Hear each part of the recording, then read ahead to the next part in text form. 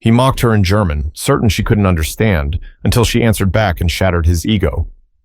The smell of roasted coffee beans drifted through the air, mixing with the faint clatter of cups and low chatter of early morning customers.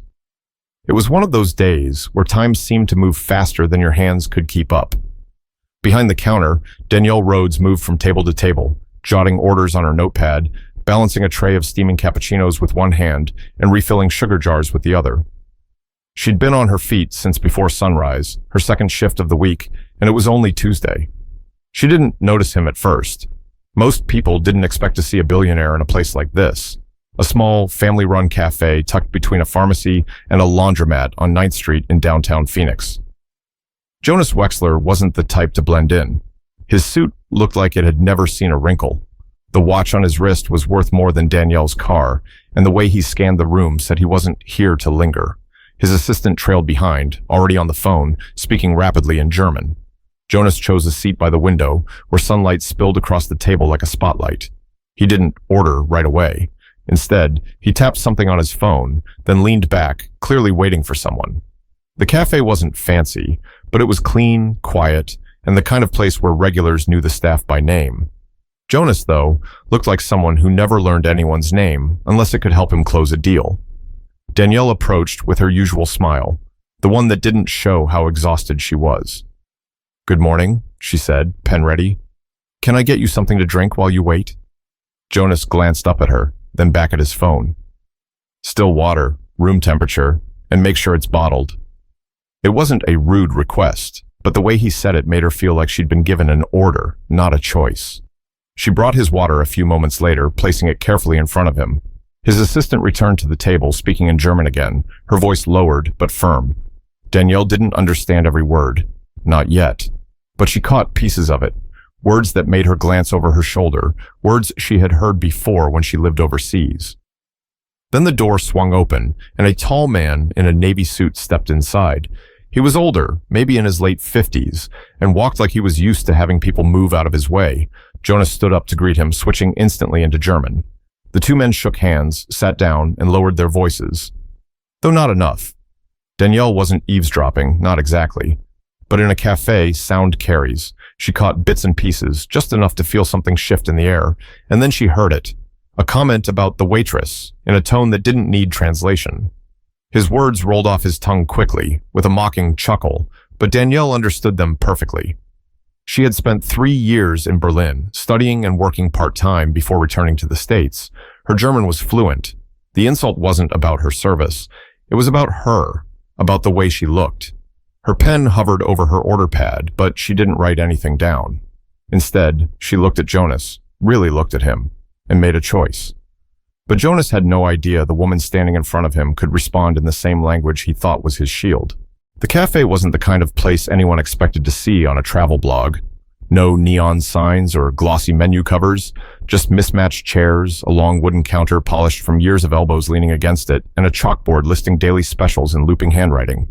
The air smelled faintly of cinnamon from the pastries cooling in the back, and sunlight filtered in through the large front window, catching the tiny flecks of dust drifting lazily in the air. It was busy enough to keep Danielle moving, but not chaotic. Most of the customers were locals, the kind who knew exactly what they wanted and didn't need a menu. An older couple shared a blueberry muffin at the corner table, heads bent together over a crossword puzzle. 2 college students sat near the back, typing furiously on laptops, headphones plugged in. A man in a construction uniform grabbed a coffee to go, nodding at Danielle in silent thanks before disappearing out the door. Jonas didn't fit here, not just because of the suit, but because of the way he held himself. There was a sharpness to his presence, like someone who was constantly measuring the worth of a situation before deciding how much of his attention it deserved. His companion, the older man who had just joined him, seemed more at ease but still carried that same polished confidence. From behind the counter, Danielle poured another coffee, watching Jonas and his companion over the rim of the glass pot.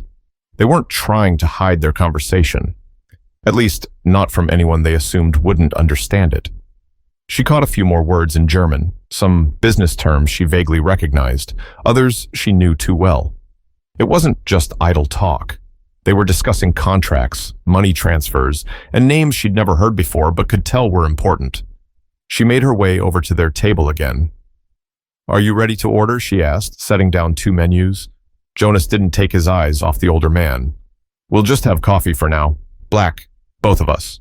Danielle wrote it down, though she didn't need to. She hesitated for a second, debating whether to ask the usual follow-up question, cream or sugar, but the tone in Jonas's voice told her not to bother. As she turned away, she heard it again, his voice, in German, saying something that made the older man chuckle.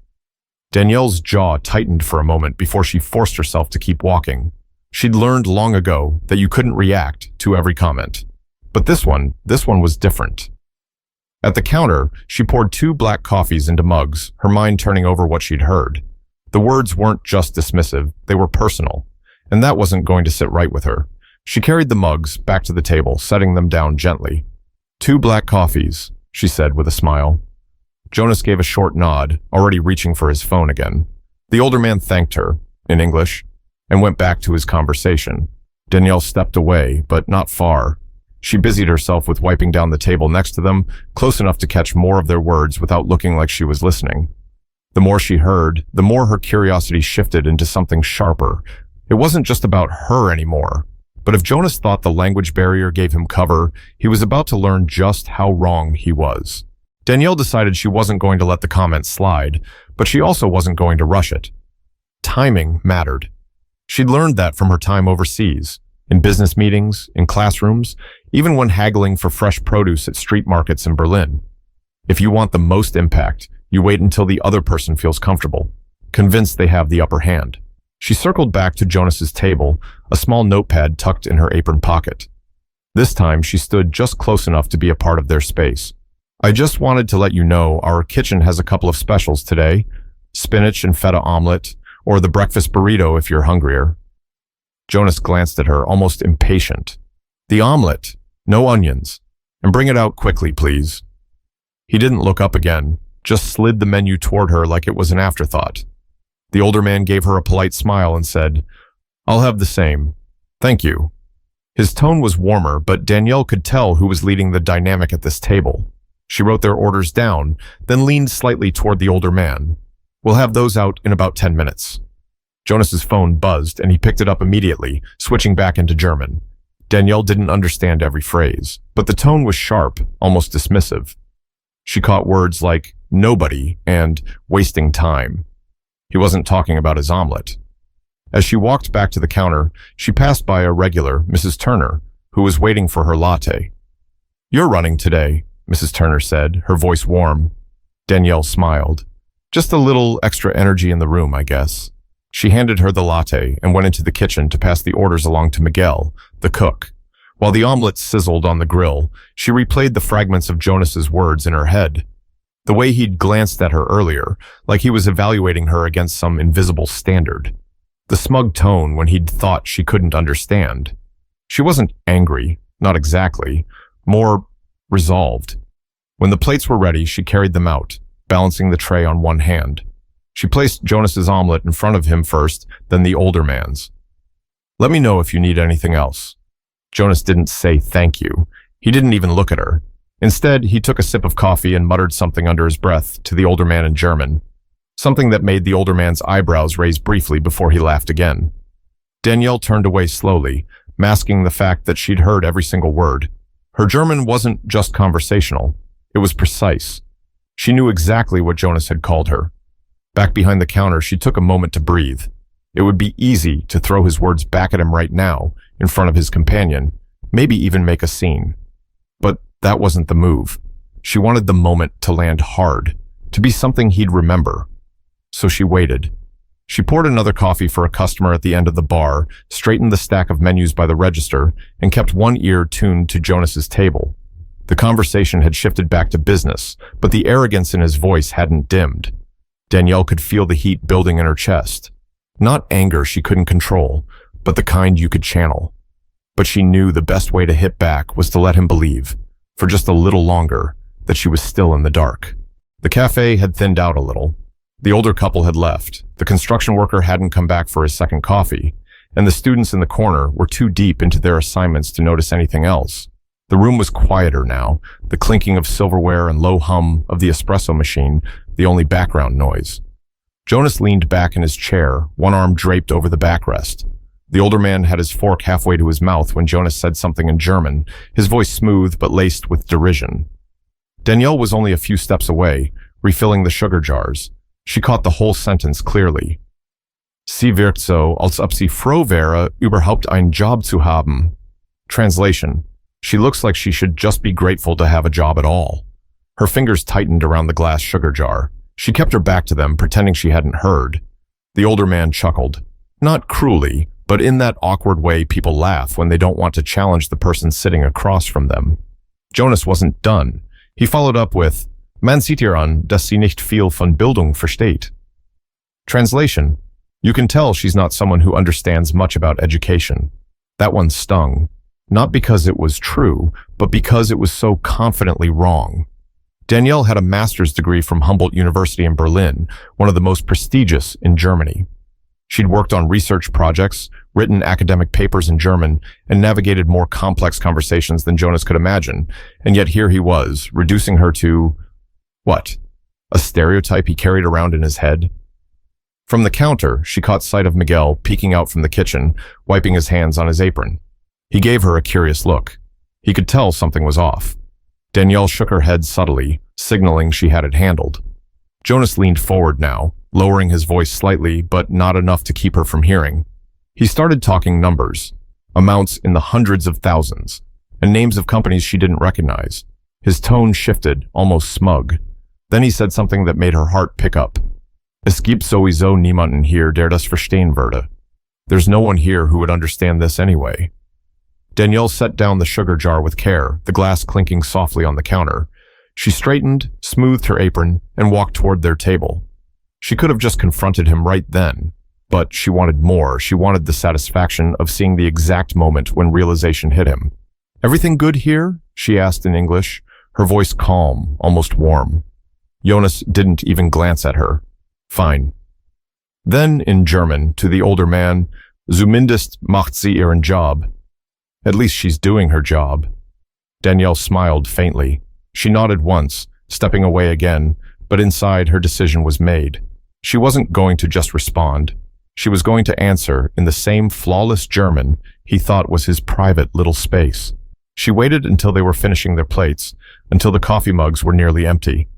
Then she walked back, collected the plates, and said in perfect, unbroken German, Es ist interessant, dass Sie über Bildung sprechen, Herr Wechsler, wenn Sie nicht einmal bemerken, wenn jemand jeden einzelnen Ihrer Sätze versteht. It's interesting you talk about education, Mr. Wechsler, when you don't even notice someone understanding every single sentence you've said. The fork in Jonas's hand paused midair. His eyes shot up to hers, blinking once like he wasn't sure he'd heard correctly. The older man froze, his gaze flicking between them. But Danielle wasn't about to stop with one sentence. She was just getting started. Jonas's fork hovered for a second before he set it down with a muted clink against the plate. He leaned back slightly, his expression shifting from surprise to something harder to read, a mix of calculation and discomfort. Danielle didn't look away. Sie glauben, niemand hier versteht Sie, she continued in German, her tone steady but sharp. Aber ich habe jedes einzelne Wort gehört. Jedes. Von den Bemerkungen über mich bis zu den Dingen, die Sie wahrscheinlich nicht wollen, dass jemand anderes erfährt. You think no one here understands you, but I've heard every single word, every one, from the remarks about me to the things you probably wouldn't want anyone else to know. The older man cleared his throat, setting down his coffee mug. He looked at Jonas, clearly uneasy now. Jonas attempted a thin smile. Oh, so you speak German. How unexpected. He switched to English, as if hoping to wrestle back control of the conversation. But perhaps you misunderstood. No, Danielle cut in, still in German. I didn't misunderstand anything. I lived in Berlin for 3 years, studied there, worked there. My degree is from Humboldt University, so if you think your words are safe because they're not in English, you're wrong. There was a quiet in the café now. Not everyone was listening, but the tone of their voices had shifted enough that the air felt different. Miguel was leaning against the kitchen doorway again, arms crossed, pretending to be busy with a towel. Jonas's companion set his fork down. Jonas, he said quietly, in English this time, like a warning, but Jonas pressed on, his voice cooler now. And what exactly are you suggesting you heard? Danielle met his gaze evenly. Enough to know that you think I'm beneath you. Enough to know that you think I should be grateful just to have a job. And enough to hear you talk about amounts of money and names that sound like they'd be of interest to someone outside this cafe. Jonas's jaw moved slightly, a subtle shift that told her she'd landed the hit. He was measuring his next move, but Danielle wasn't finished. Do you know what the thing is about people you think aren't paying attention? She asked, switching briefly to English so every word was clear. They often notice more than you want them to. The older man leaned toward Jonas now, murmuring something too low for Danielle to catch. Jonas's eyes stayed on her, but his silence said plenty. She didn't raise her voice, didn't need to.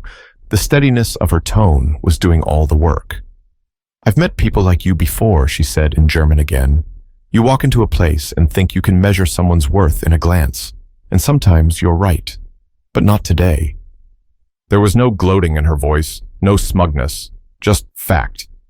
Jonas finally looked away, picking up his coffee cup like he needed something to hold. Danielle knew she had him off balance, and part of her wanted to push harder, to bring up exactly which parts of his conversation had caught her attention. But she also knew when to leave a moment hanging. She stepped back from the table. Enjoy the rest of your coffee, gentlemen. Jonas didn't answer. The older man gave her a small nod, the kind that said he understood more than he let on. But Danielle had planted a seed, and she knew it would grow. Because now Jonas wasn't just worried about being embarrassed, he was wondering exactly how much she'd heard. Jonas tried to mask it, but Danielle could see the faint tightening around his mouth, the restless tapping of his fingers against the handle of his coffee mug. That calm, unshakable billionaire aura had slipped just enough for her to notice. The older man leaned closer to him, speaking in English now. You might want to lower your voice. Jonas shot him a look.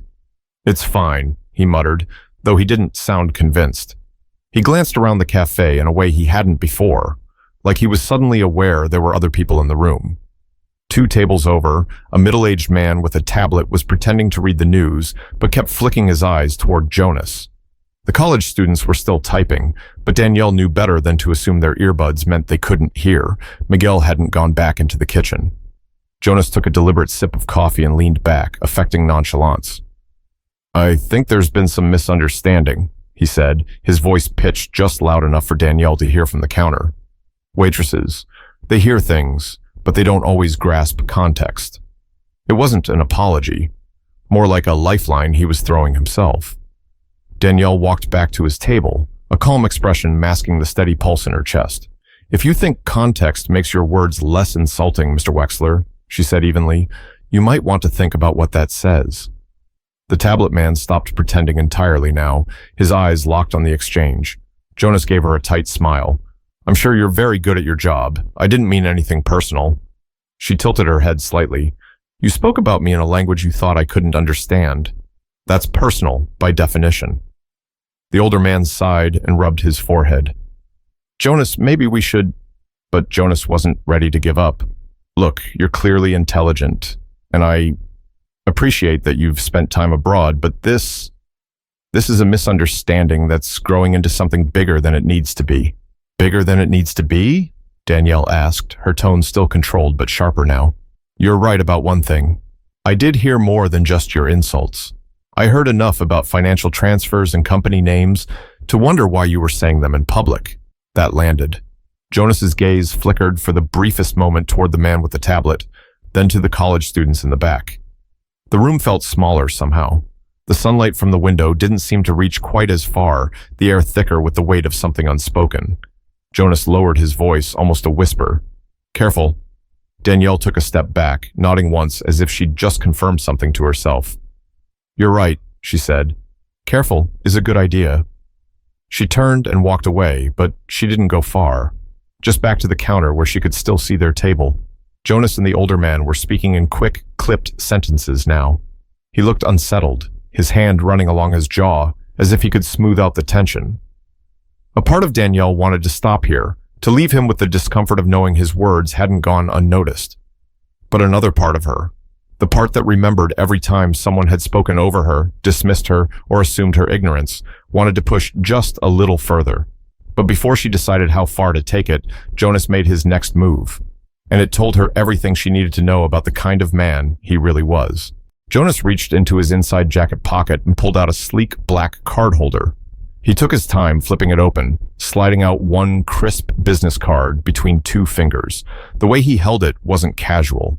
It was deliberate, like he was presenting an escape route. He set it on the edge of the table nearest Danielle. "If you ever want a better job," he said, his voice smooth again, "call my assistant. I'm sure we can find something that better suits your talents." Danielle didn't touch the card. She looked at it for a moment, then back at him. "Is this supposed to be an apology?" "It's an opportunity," Jonas replied. "Sometimes it's better to move forward instead of dwelling on misunderstandings." She let out a quiet breath through her nose, not a laugh, but close. "You think you can insult someone, question their intelligence, and then make it disappear with a job offer? That's not moving forward. That's trying to bury it." The older man shifted in his seat, clearly uncomfortable now. "Jonas, maybe we should let this go." Danielle rested her hands on the back of the chair across from them, her voice calm but steady. "Do you know why I came back from Berlin, Mr. Wexler? It wasn't because I couldn't make it there. I had a job, friends, a future. But my younger brother got sick. He needed someone to take care of him, someone to help pay for treatments insurance wouldn't cover. So I came back. I work double shifts here, not because I can't get anything better, but because it lets me be home when he needs me." She straightened, meeting his eyes. "So when you look at me and see someone you think should be grateful to have a job, you're missing everything that matters. And when you assume that because I'm a waitress, I don't understand you, you're not just wrong. You're showing the exact kind of arrogance that makes people stop trusting men like you." The room was quieter now than it had been all morning. Even the espresso machine had stopped hissing. Jonas glanced down at the untouched business card, then back up. For the first time since he'd walked in, he didn't have a ready answer. Danielle didn't wait for one. She picked up the business card, turned it over in her hand, and placed it face down on the table. "You can keep it," she said. "I think you're the one who needs the opportunity to actually listen to people you think are beneath you." Jonas's mouth pressed into a thin line. The older man gave Danielle another small nod, this time one of respect. She stepped back from the table, collected the empty plates, and carried them to the counter without looking over her shoulder. She didn't need to. The point had been made. From the corner of her eye, she saw Jonas slip the business card back into his holder, his expression unreadable now. He murmured something to the older man, who shook his head slightly. Danielle poured herself a glass of water, feeling the adrenaline slowly fade. She hadn't set out to make a scene today, but sometimes scenes make themselves when the truth finally gets a voice. And as Jonas stood to leave, his silence told her the message had landed, even if his pride wouldn't let him say it. Jonas left without another word. The little bell above the cafe door jingled as he stepped out into the Arizona sun, his companion following a few steps behind. Danielle watched through the window as the two men crossed the street and disappeared into a waiting black sedan. The cafe slowly returned to its usual rhythm. The college students kept typing. Mrs. Turner came back for a second latte, and Miguel finally returned to the kitchen. But for Danielle, the air felt different, lighter somehow. She wasn't smiling for the sake of customer service now. She was smiling because she'd stood her ground. She went about wiping down tables, not because she had to, but because she wanted to keep moving, to let the moment settle in. She didn't know if Jonas would ever change the way he saw people. Maybe he'd tell himself she'd overreacted. Maybe he'd think about her words the next time he sat down in a restaurant. She couldn't control that. What she could control was the way she carried herself, and the reminder that her worth had nothing to do with the job title printed on a name tag. Before the lunch rush began, Danielle stepped outside for a breath of fresh air. Across the street, life moved on. Cars passing, people chatting on the sidewalk, a bus pulling away from the curb. She thought about her brother at home, about the choices she'd made, and about how easily people like Jonas underestimated the people serving their coffee. She smiled to herself, not out of spite, but out of certainty. He'd remember her, not because she'd embarrassed him, but because she'd reminded him, and maybe everyone else within earshot, that respect isn't optional. So here's the takeaway. It doesn't matter if you're in a boardroom or behind a counter. The way you treat people says more about you than any language, any title, or any amount of money ever could. And if someone writes you off based on what they think they see, let them talk. Sometimes the most powerful thing you can do is show them, in their own words, just how wrong they are. Don't ever let anyone make you feel small, and if they try, be ready to speak up in whatever language they least expect.